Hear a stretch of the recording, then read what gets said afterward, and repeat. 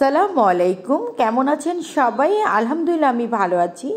নিপাস কিচেনে আপনাদের সবাইকে স্বাগতম। আজ আমি তৈরি করব গোবিন্দভোগ চালের পায়েস।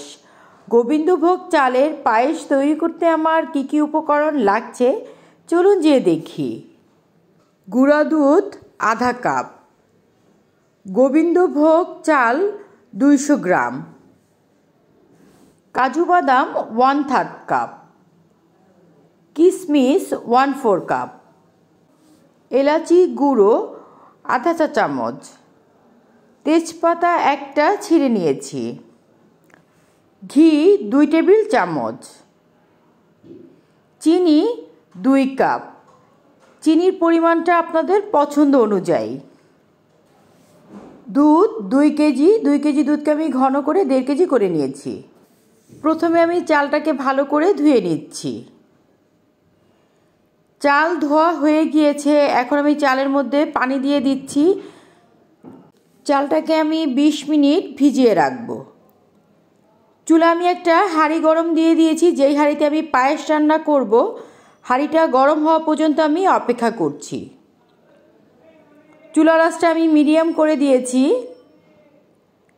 হাঁড়ি গরম হয়ে গিয়েছে, এখানে আমি 1 টেবিল চামচ ঘি দিয়ে দিচ্ছি।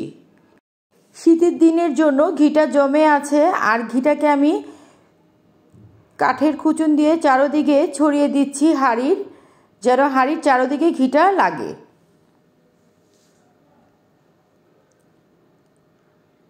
এখন আমি দিয়ে দিচ্ছি কাজু আর হলো গিয়ে কিশমিশ।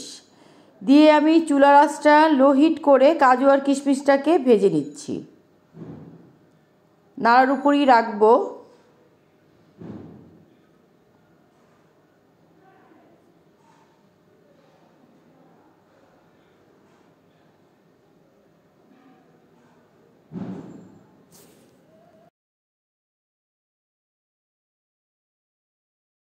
কিশমিশ আর কাজু ভাজা হয়ে গিয়েছে, চুলার আঁচটা বন্ধ করে কিশমিশ আর কাজুগুলোকে আমি তুলে নিচ্ছি।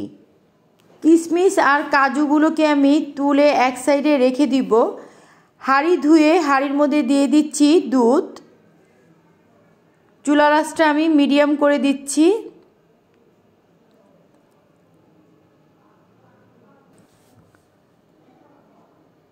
আমি একটা খুঁচুন দিয়ে দুধটাকে নেড়ে দিচ্ছি। দুধটাকে নাড়ার উপর রাখতে হবে, দুধটা কিন্তু একদম ছেড়ে দেওয়া যাবে না। দুধটা এখন পর্যন্ত বলক আসেনি।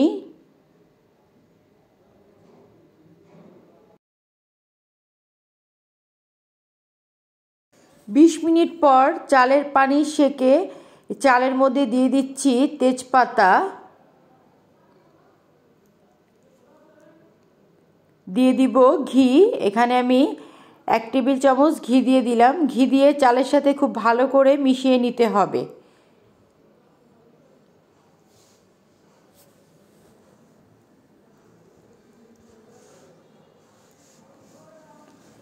চালের সাথে ঘিটাকে খুব ভালো করে মিশিয়ে নেওয়া হয়ে গিয়েছে। চালটাকে আমি এক সাইডে রেখে দিচ্ছি। চুলায় যে দুধ দিয়েছি সেই দুধ ফুটে উঠেছে। দুধটাকে আমি ভালো করে নেড়ে দিচ্ছি। এখন আমি এখান থেকে আধা কাপ পরিমাণ দুধ এই গুঁড়া দুধের মধ্যে দিয়ে দিচ্ছি। দিয়ে আমি ভালো করে মিশিয়ে নিব।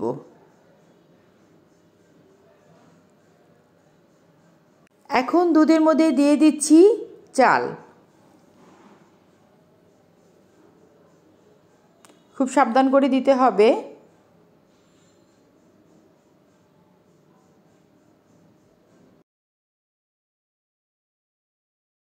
সবগুলো চাল দুধের মধ্যে দেওয়া হয়ে গিয়েছে। এখন আমি ভালো করে চালটাকে নেড়ে দিচ্ছি।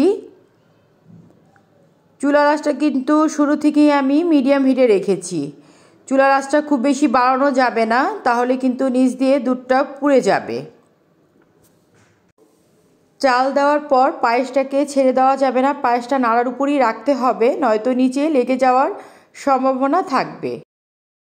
আমি যখন পায়েস রান্না করছিলাম অন্য চুলায় আধা কাপ পানি দিয়ে চিনিটা দিয়ে দিয়েছি চুলায় শিরার জন্য, কারণ চিনিটা আমি ডাইরেক্ট দিব না, চিনির মধ্যে অনেক ময়লা থাকে, সেটার জন্য চিনিটাকে আমি শিরা চালটা উঠিয়ে দেখি চালটা সেদ্ধ হয়েছে কিনা।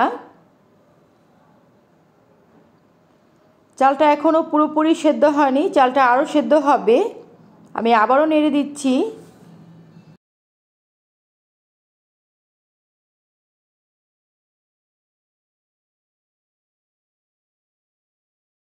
স্ক্রিনে দেখতে পাচ্ছেন আমি কিন্তু পায়েসটাকে নাড়ার উপরই রেখেছি। পায়েস ঘন হয়ে এসেছে, চালও সেদ্ধ হয়ে গিয়েছে। এখন আমি দিয়ে দিব এলাচি গুঁড়ো, দিয়ে আমি ভালো করে নেড়ে দিচ্ছি। এখানে চাইলে আপনারা গোটা এলাচিও ইউজ করতে পারেন, কিন্তু আমি এখানে এলাচি গুঁড়োটাই দিলাম ভালো একটা ফ্লেভারের জন্য। দেখেন ঘন হয়ে গিয়েছে, আমি একটু তুলে দেখাচ্ছি আপনাদের। চালটা আমি এবার চেক করে দেখাচ্ছি, চাল কিন্তু সেদ্ধ হয়ে গিয়েছে। এখন দিয়ে দিব আমি শিরা যে করেছি চিনি, সেই চিনির শিরা। আমি আবারও বলছি মিষ্টির পরিমাণটা আপনাদের পছন্দ মতন, যে মিষ্টি বেশি খাবেন সে মিষ্টি বেশি দিবেন। আর এখানে আমি লাল চিনি দিয়েছি, আপনারা চাইলে সাদা চিনি দিয়েও করতে পারেন। দিয়ে আমি ভালো করে নেড়ে দিচ্ছি। চিনির শিরা দেওয়াতে পায়েসটা কিন্তু পাতলা হয়ে গিয়েছে। এখন আমি দিয়ে দিচ্ছি গুঁড়া দুধের মিশ্রণটি।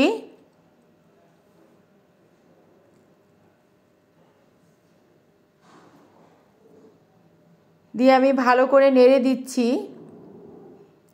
পায়েস কিন্তু এখনও রেডি হয়নি, পায়েসের মধ্যে কিন্তু এখনও চিনির পানিটা রয়ে গিয়েছে, পায়েসটা আরও ঘন হবে।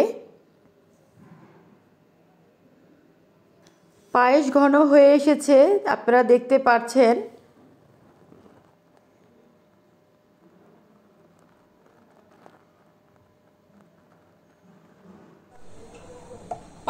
চুলাটা বন্ধ করে দিয়েছি। এখন আমি পায়েসের মধ্যে দিয়ে দিব আমি যে বাদাম ভেজে রেখেছিলাম সেই বাদাম। আর কখনো দুধের মধ্যে সরাসরি কিশমিশটা দিতে যাবেন না, কারণ কিশমিশ কিন্তু অনেক সময় টক থাকে, সেক্ষেত্রে দুধটা ফেটে যেতে পারে। বাদাম দিয়ে আমি ভালো করে নেড়ে মিশিয়ে নিচ্ছি। পায়েস নামিয়ে আমি একটা ডিশে তুলে নিচ্ছি।